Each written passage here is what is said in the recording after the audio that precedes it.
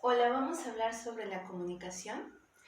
La comunicación es algo más allá de las palabras. Solo las palabras no hacen la comunicación. ¿A qué me refiero? A que también está involucrado nuestro cuerpo, nuestros pensamientos y nuestra historia familiar. ¿Por qué nuestra historia familiar? Porque es nuestro primer vínculo en donde aprendemos a comunicarnos, en donde aprendemos cómo decir sí con el cuerpo y con el movimiento y con las palabras, cómo decir no, cómo decir no sé. Todos estos esquemas y formas de interpretación con nuestro cuerpo lo aprendemos en casa.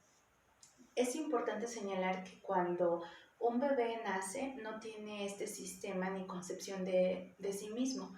Lo va aprendiendo a través de sus padres o de la persona que lo cuida. Uh-huh. La comunicación nos va a englobar a todos, a todos. En la comunicación va a llevar información. Ahora, depende de la información que quiero transmitir, es lo que voy a tener cuidado en utilizar las palabras adecuadas para que la persona que esté conversando o con la persona que esté enfrente de mí lo pueda comprender. ¿Por qué es tan importante esto? Porque toda nuestra vida, desde que somos bebés, pues va a iniciar con esta relación. Vamos a ir aprendiendo. A la edad de 5 años, el niño ya tiene un bagaje cultural de expresión y de su lenguaje en donde ya va a poder transmitir qué es lo que piensa, qué es lo que siente, y esto va a ser aprendido por la persona que lo cuida, por su papá, por su mamá, por su maestra, por todo su contexto social. Ahora, ¿por qué es importante? Porque no solamente es el mensaje, ¿no? No solamente es lo que quiero decir, sino es que la otra persona entienda lo que quiero decir. Por eso es tan importante. Sin embargo, no solamente se queda en esto, sino también utilizamos nuestro cuerpo como un recurso para poder expresarnos. ¿Cómo utilizamos nuestro cuerpo? Los movimientos, nuestro cuerpo cuando se siente cómodo en un lugar, en una conversación, nuestro cuerpo puede sentirse ligero, libre, ¿no? Cuando no está contento es como empieza a moverse, como este es un indicio de desesperación, como de ya me quiero ir, nuestro mismo cuerpo va a hablar. Cuando nosotros empezamos a ser conscientes de lo que estamos haciendo, si estamos manoteando, si estamos con el lápiz golpeando, estamos con el pie solamente moviéndolo, brincando, o sea, nuestro cuerpo no los está manifestando. Esto es de una forma inconsciente. Es importante señalar que cuando empezamos a darnos cuenta cómo es el tono de nuestra voz cuando estamos enojados, cómo es el tono de nuestra voz cuando estamos tranquilos, en paz, va cambiando. A veces no nos damos cuenta cuando ya estamos enojados, ya estamos gritando, y ha habido casos en donde se ha grabado las mamás y dicen, no, ¿quién es? ¿Quién es? ¿No? Está gritando mucho, tiene una voz muy chillona. Pues es la mamá que no se da cuenta que empezó a gritar, pero porque no es consciente de lo que está pasando en su cuerpo ni de cómo es el tono de su voz. Ahora, en este proceso de la comunicación y cómo mejorar nuestro proceso, es importante conocer 5 axiomas de la comunicación del que nos habla Watzlawick. Él dice, ¿qué es la comunicación? Bueno, pues dice que es el efecto de transmitir información, pensamientos o sentimientos en una entidad. En nuestro caso es hacia una persona. Un axioma quiere decir que es una afirmación o es un postulado que es tomado como verdad evidente y que no necesita demostración previa, ¿sí? Entonces, los axiomas sirven de base para sustentar las teorías. Ahora, el primer punto, el primer axioma de la comunicación dice, es imposible no comunicar. ¿Por qué es imposible no comunicar? Porque aunque no utilicemos las palabras, vamos a comunicar. Y pone el ejemplo de que está un chico en un avión y entonces alguien de junto le quiere hablar y le dice, oye, le hace una pregunta, pero él no quiere contestar. Y entonces se encuentra con que no quiere contestar, pero si no contesta también es como va a quedar, qué va a pensar el otro de él, ¿no? De que no quiere hablar, se está haciendo el dormido, no se siente cómodo, es grosero por no contestar. Entonces ahí demuestra que es imposible no comunicar. Aunque yo conteste con palabras, yo estoy comunicando. Y si no contesto con palabras y me volteo y giro, también estoy comunicando, ¿sí? Este es el primer axioma. Y entonces es imposible no comunicar. Aunque no hables, estás comunicando con tu cuerpo. El segundo punto es niveles de contenido y relaciones de comunicación. ¿Cómo es esto? Bueno, la comunicación no solamente va a transmitir ideas y pensamientos, sino también que impone y reprime y modifica conductas. Por ejemplo, cuando los niños en el kinder pegan a alguien, entonces en ese momento nuestra comunicación, ¿qué es? Llamar la atención y decir, no hagas eso a tu compañero, ¿sí?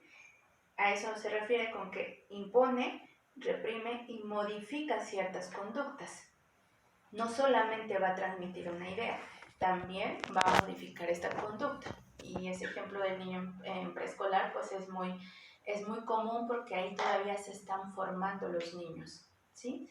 Ahora, estos aspectos puede ser de forma connotativa y referencial. ¿A qué se refiere esto? Bueno, que el aspecto connotativo tiene que ver con la forma de entender el mensaje, ¿sí? ¿Qué mensaje está mandando la maestra? Pues que no debo de hacerlo, ¿sí? Que no debo de pegar a mis compañeros, que no debo de gritar, ¿sí? E ir modificando esta conducta. Y el aspecto referencial transmite la información o contenido del mensaje. El tercer punto es una relación de eventos depende de la puntuación secuencial de los hechos. ¿A qué se refiere este tercer axioma?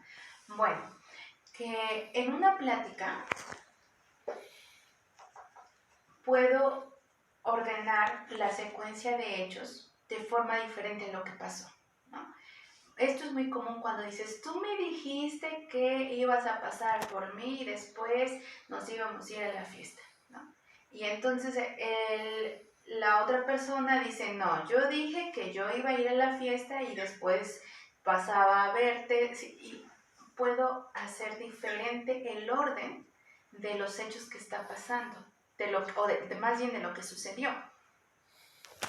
Entonces, ¿qué nos puede llevar a que el orden en el que los que lo está ordenando la otra persona pueden parecer como causas o consecuencias de la problemática, ¿no? Tú me dijiste que primero harías esto y después esto. Y la otra persona puede decir, no, yo no te dije eso. Pues sí, pero en algo que ya sucedió, Ahora, ¿qué nos va a llevar esto? Pues a que haya una problemática y conflicto en las relaciones humanas, ¿sí? El cuarto axioma de la comunicación es que la comunicación es digital y es analógica. ¿A qué se refiere? Bueno, que el ser humano tiene estas dos formas en su comunicación. Como es la comunicación analógica, es todo lo que no es verbal. Es decir, si alguien llega y comúnmente dice, ¿no? Me barrió, me ve de abajo arriba y de arriba abajo, aunque no me dijo nada, su comunicación analógica fue de barrerme, ¿no? Entonces yo estoy interpretando esos gestos que ella o él tuvo conmigo. Y la comunicación digital se refiere al lenguaje. ¿Cuál es cuando te digo nos vemos 5:40? Sí, ahí está la comunicación digital. Es muy preciso, 5:40. No como a las 5, eso sería una comunicación analógica. Como a las 5, como a... No, digital es a las 5:40. ¿Quieres ir al cine? ¿Sí o no? Contesto sí, eso es digital. Sin embargo, los seres humanos no tenemos solamente una comunicación, tenemos las dos. Por eso es que es difícil de podernos relacionar, porque puede decir que nuestra mamá nos haya dado permiso de alguna vez ir al baile, pero mientras nos dice sí, vete al baile, haciendo ruido, tirando los platos, que los está lavando, me contesta con tono enojado, y entonces me dice que sí, pero en el fondo me está diciendo que no. Eso es lo que complica la comunicación, entender de qué forma me está diciendo las cosas. Y por último, el quinto axioma es la interacción simétrica y complementaria. ¿A qué se refiere esto? Bueno, que la comunicación simétrica es cuando se da en una igualdad. Por ejemplo, de alumno a alumno, de maestro a maestro. ¿Sí? ¿Cuándo es complementaria?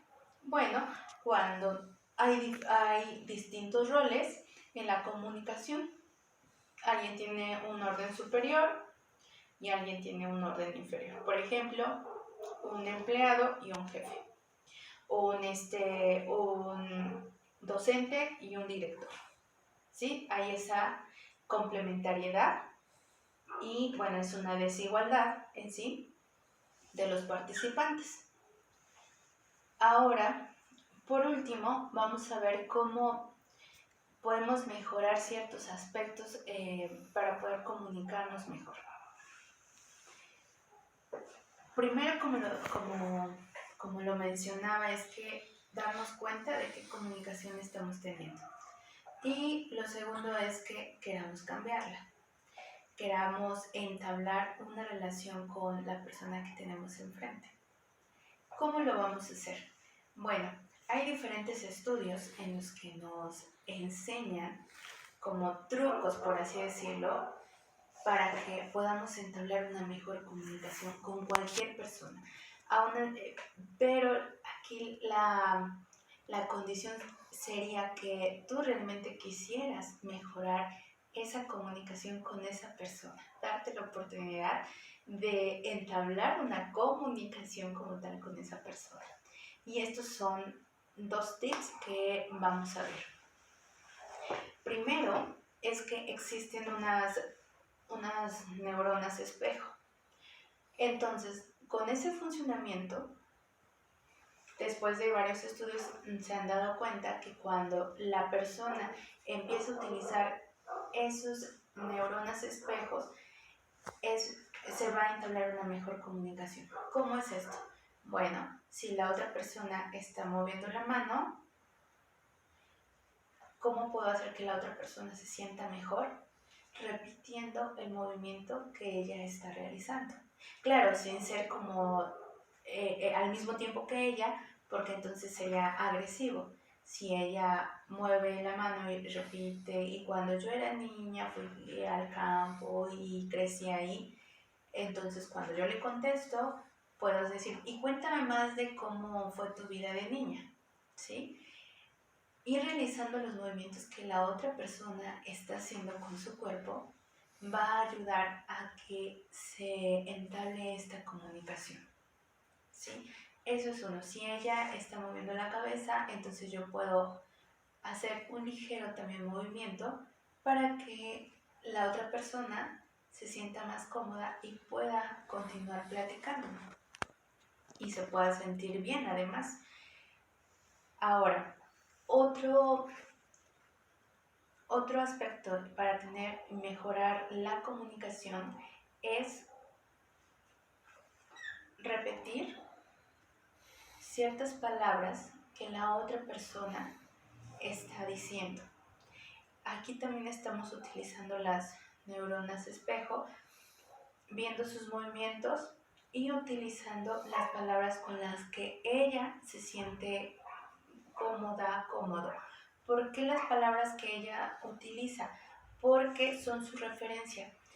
A mí una palabra, siempre cuando estoy platicando o hablando, una palabra puede llevarme a pensar por ejemplo, si yo digo campo, entonces yo puedo llegar y decir, sí, es que en el campo es muy bonito porque yo estuve ahí mucho tiempo y a mí me gustó ir con mis abuelos.